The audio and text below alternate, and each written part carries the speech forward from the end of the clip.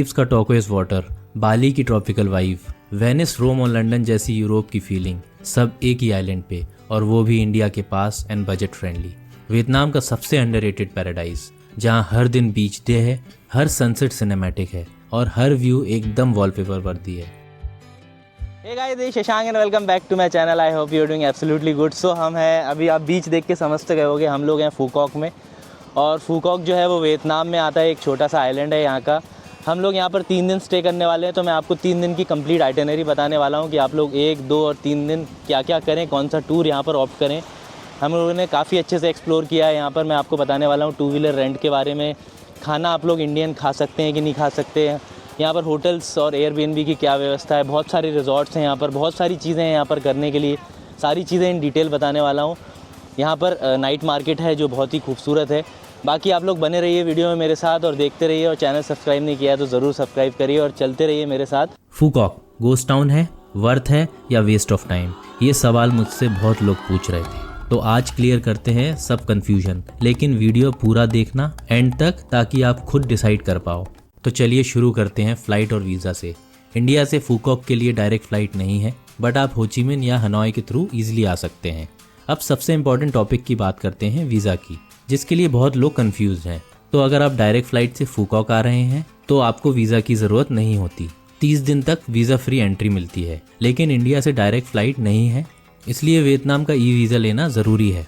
Visa की website मैं description में डाल दूंगा, जिसकी फ़ीस $25 है। मैं आपको एक ट्रिक बताऊंगा इस वीडियो में, जिससे आपको वीज़ा फ्री एंट्री हो जाएगी। तो बने रहिए आप लोग मेरे साथ इस वीडियो में। अभी सिम की बात करते हैं। अगर आप डायरेक्ट आ रहे हैं तो एयरपोर्ट से सिम ना लें, सिटी सेंटर से लें। वीएयरटेल का नेटवर्क यहाँ बेस्ट है।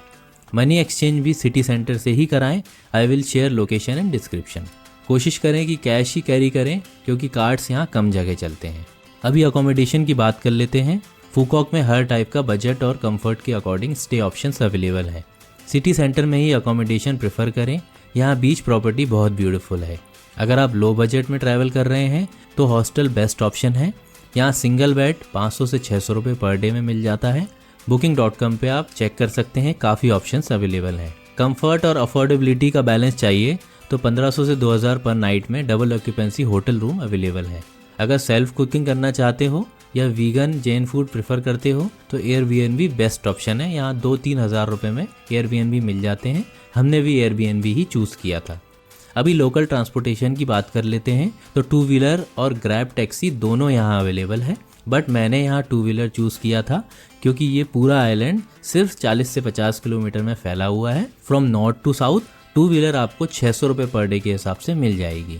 तो चलिए शुरू करते हैं डे 1 से। सुबह हम लैंड हुए फूकॉक एयरपोर्ट में। हमने ग्रैब टैक्सी की और पहुंच गए सिटी सेंटर डुओंगडोंग, जहां हमने एयरबीएनबी बुक किया था, जो बीच के बिल्कुल पास था। और यहां से कैफे कल्चर, मार्केट सब वॉकिंग डिस्टेंस पे था। चेक इन किया, थोड़ा फ्रेश हुए और फिर निकल गए हमारी पहली लोकेशन पे। सबसे पहले गए ग्रैंड वर्ल्ड, बस एंट्री ली और लगा कि वेनिस आ गए हो। पहली चीज एक dreamy gondola ride, colourful building, canals और स्लो म्यूजिक के साथ एकदम यूरोपियन वाइब। फिर चलते चलते गए टेडी बियर म्यूजियम। हर टेडी अलग ही थीम में था, एस्ट्रोनॉट से लेकर किंग तक। सच में बचपन याद आ गया।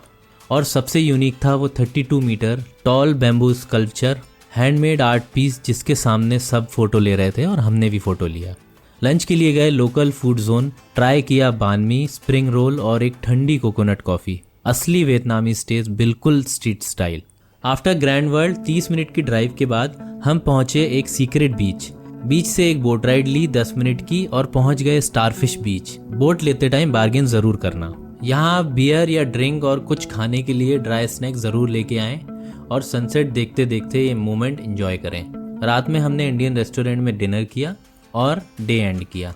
अभी फूड ऑप्शन की बात करते हैं। अगर आप नॉन वेजिटेरियन हैं तो आपके लिए स्ट्रीट फूड मस्ट ट्राई है, लाइक फो, बान मी, सी फूड जैसे ऑप्शंस आपको मिल जाएंगे।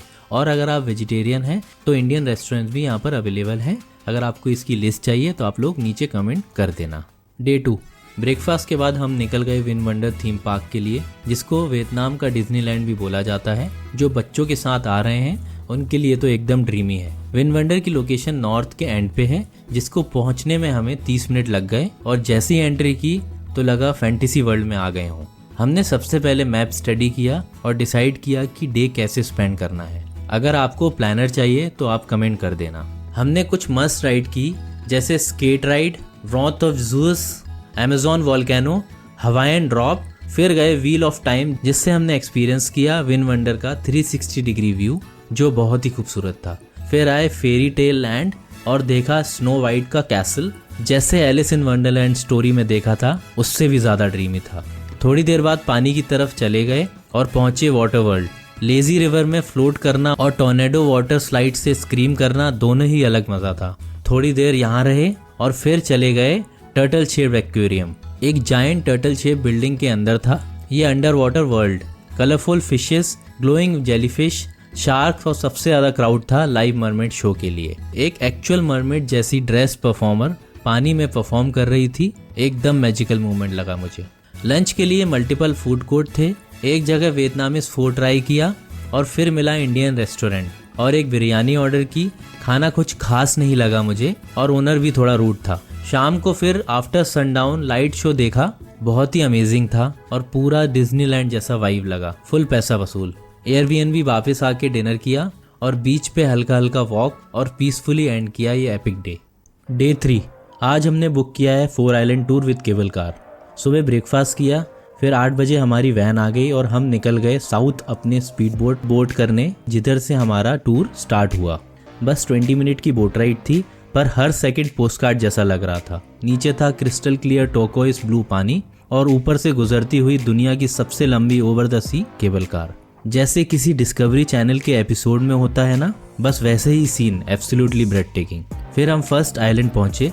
यहाँ का हाईलाइट था अंडर वाटर सी वॉक, जिसमें आपको हेलमेट पहना के समुद्र के अंदर नीचे चलाते हैं और सराउंडिंग में फिशेस, ये सारी चीजें रहती हैं। एकदम मूवी जैसा फील, लेकिन ये एक्सपीरियंस एक्स्ट्रा कॉस्ट में होता है। उसके बाद हुआ drone shoot, crystal blue waters और वाइट सैंड बीच, सब कुछ एक परफेक्ट सिनेमैटिक फ्रेम में। और पानी के ऊपर सर्फ बोर्ड पे लेटे हुए पोज देते हुए भी फोटो लिया।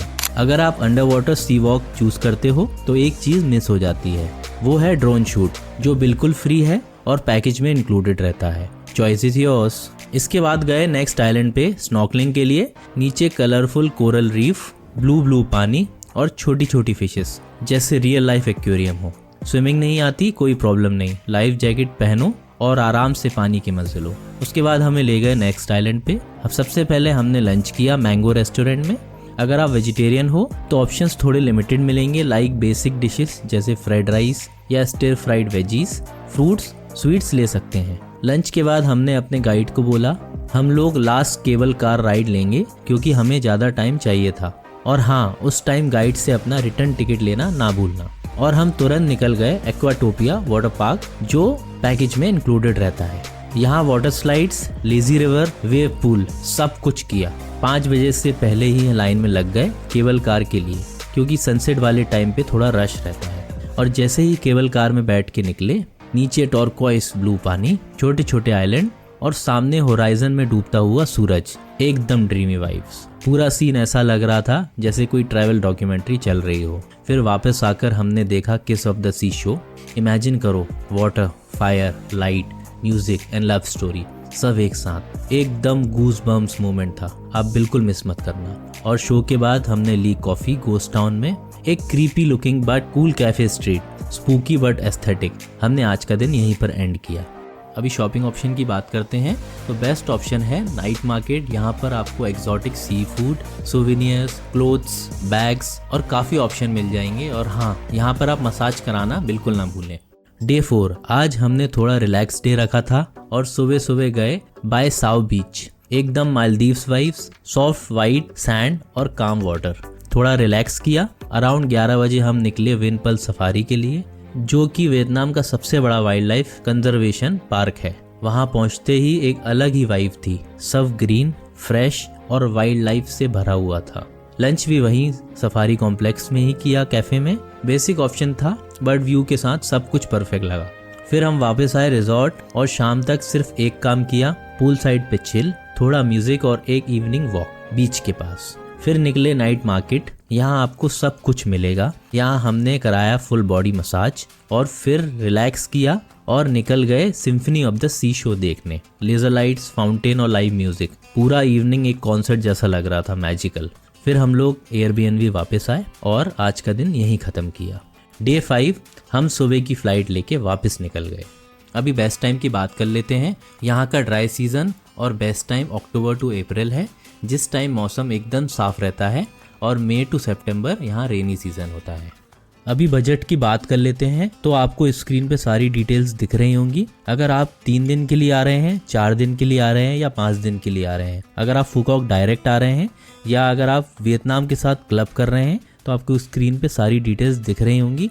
और अगर आप लोगों को बजट विद आइटिनरी चाहिए तो आप लोग यहाँ कमेंट करें या मेरे को आप इंस्टाग्राम पे रीच आउट करें, मैं आपको डिटेल आइटिनरी विद बजट भेज दूंगा। तो अब आप खुद बताओ, फूकॉक क्या सच में एक गोस्ट टाउन लगता है? बिल्कुल नहीं। ये प्लेस फुल ऑन अलाइव है। Stunning beaches, beautiful cafes, island vibes और हर जगह पे टूरिस्ट आपको दिखेंगे। अगर आपको पीस चाहिए, नेचर चाहिए और क्राउड फ्री एक्सोटिक फील चाहिए, then Phu Quoc is a hidden gem you just can not miss. आपका क्या ओपिनियन है कमेंट में बताओ। और फूकॉक बकेट लिस्ट में आ गया है तो एक लाइक ज़रूर करना। कोई भी डाउट हो तो डीएम करना मुझे इंस्टाग्राम पे, आई रिप्लाई टू एवरीवन। और अगर और भी ऐसे हिडन डेस्टिनेशंस चाहिए तो सब्सक्राइब कर लो, क्योंकि यही है असली travel vibe. Thank you so much for watching. मिलते हैं दूसरे वीडियो में नेक्स्ट डेस्टिनेशन में। बाय।